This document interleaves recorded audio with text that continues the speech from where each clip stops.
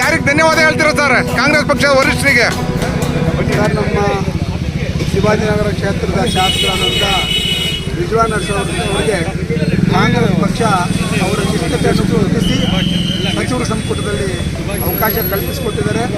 ಯುವಕರಿಗೆ ಮತ್ತು ಶಿವಾಜಿನಗರ ಕ್ಷೇತ್ರ ಮತ್ತು ರಾಜ್ಯದ ಜನತೆಗೆ ನಮ್ಮ ಶಾಸಕರಿಂದ ಒಳ್ಳೆಯದಾಗುತ್ತಂತೇಳಿ ನಮಗೆ ವಿಶ್ವಾಸ ಇದೆ.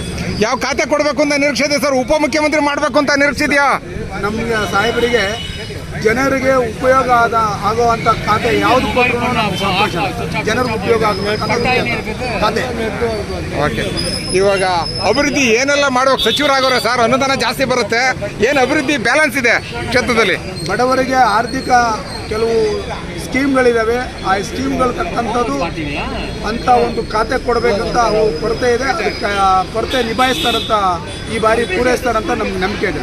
ಯಾರಿಗೆ ಧನ್ಯವಾದ ಹೇಳ್ತೀರಾ ವರಿಷ್ಠರಿಗೆ? ಡಿ.ಕೆ. ಶಿವಕುಮಾರ್ ಸಾಹೇಬರಿಗೆ ಮತ್ತು ಬಿ.ಕೆ. ಆದಿತ್ಯ ಸಾಹೇಬರಿಗೆ ಮತ್ತು ರಾಜೀವ್ ಗಾಂಧಿ ಅವರಿಗೆ ನಾವು ಅಭಿನಂದನೆ ಸಲ್ಲಿಸ್ತೀವಿ. ತಮ್ಮ ಪರಿಚಯ ಸರ್? ನನ್ನ ಹೆಸರು ಎಂ.ಸಿ. ಶ್ರೀನಿವಾಸ್ ಅಂತೇಳಿ, ಶಿವಾಜಿನಗರ ವಿಧಾನಸಭಾ ಕ್ಷೇತ್ರ ಕಾಂಗ್ರೆಸ್ ಕಾರ್ಯಕರ್ತರು.